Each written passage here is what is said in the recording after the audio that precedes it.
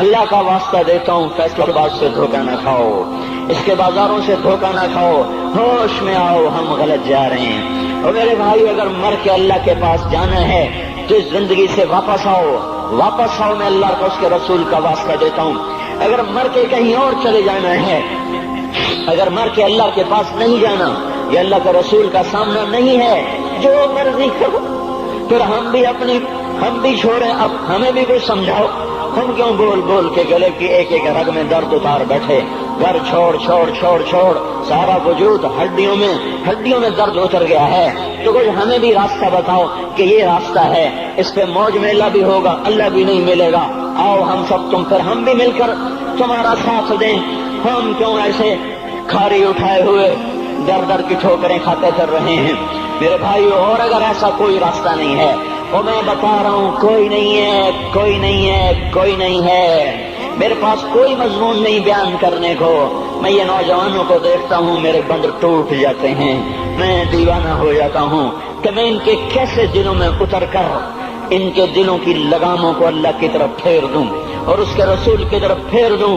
یہ جب گانے بجانے میں ڈوبتے ہیں، جب یہ رقص گاہوں کو چلتے ہیں، جب یہ تاجر غلط تولتے ہیں، اور جب یہ بینک سے قرضے لے کر لمبے لمبے نظام بناتے ہیں، پرائز بانڈ خرید کر دعائیں مانگتے ہیں، اللہ میرا بانڈ نکل آئے، او میرا بھائی تجھے کیا ہو گیا؟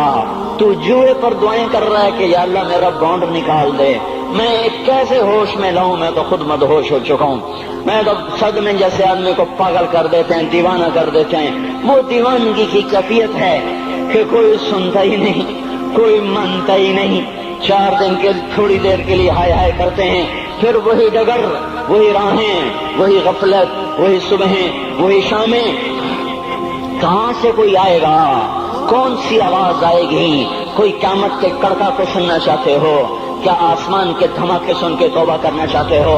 کیا آسمان کی بجلیوں کو گونجتا دیکھ کر پھر توبہ کرو گے، یا زمین کے کلیجے کو پھٹتا دیکھ کر پھر توبہ کرو گے، یا سمندر کی بفری موجوں کو چڑھتا دیکھ کر پھر توبہ کرو گے، یا ہواؤں کے جھکڑ بگولوں کو دیکھ کر پھر توبہ کرو گے؟ نہیں، پھر توبہ کا وقت نکل جاتا ہے، ابھی وقت ہے، ابھی ہم لوٹ آئیں، آ جائیں، قبروں کی وہ سیدگی یاد کرو، قبروں کے اندھیرے یاد کرو۔ اور میں آپ کو سنا رہا تھا، اس قبر نے مجھے روک لیا، اس کی ایک ایک مٹی کے ذرے نے مجھے کہا کچھ ادھر پڑھ دو، یہاں کوئی نہیں آیا۔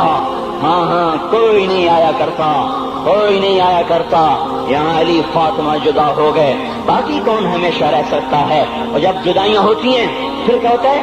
كأن لم تكن بيني وبينك خلة ولا حسن ود مرة في التبادل۔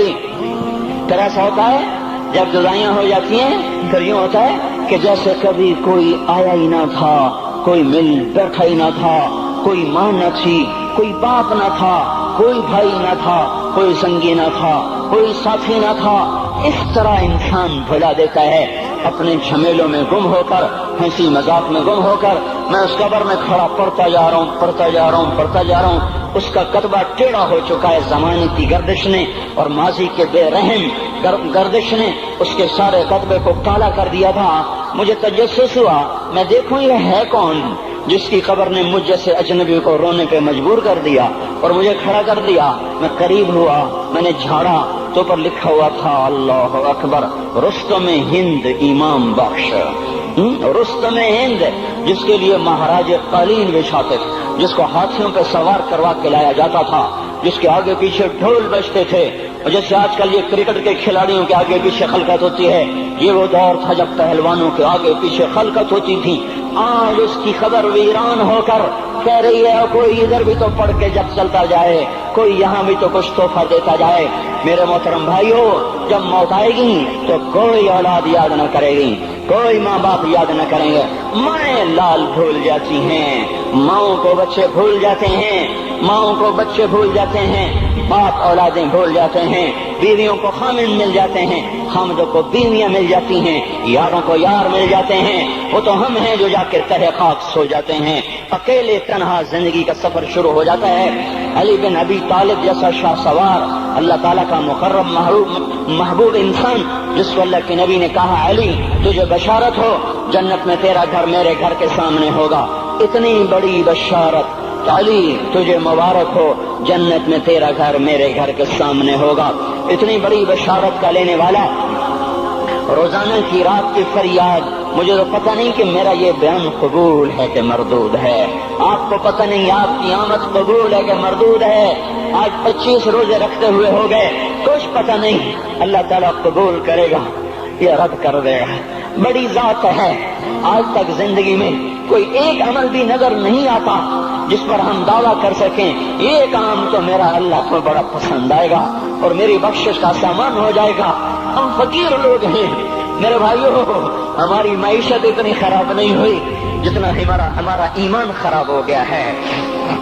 ہمارا فقیر، اس کا چولہا ٹھنڈا ہوا ہے، ہمیں اس کا درد ہے، لیکن اس کے چولہے ٹھنڈے ہونے کا اتنا درد نہیں ہے جتنا اس کے ایمان کی انگیٹھیاں سرد ہو چکی ہیں، جتنا یہ درد ہے، کیونکہ یہ فقر مالداروں کو بھی حاصل ہے۔ یہ فقر پوری دنیا پہ چھا چکا، مالدار بھی فقیر ہیں، دکاندار بھی فقیر ہیں، تاجر زمیندار بھی فقیر ہیں۔ آج جو جتنا بڑا دنیا دار ہے وہ ایمان کا اتنا بڑا فقیر ہو چکا ہے۔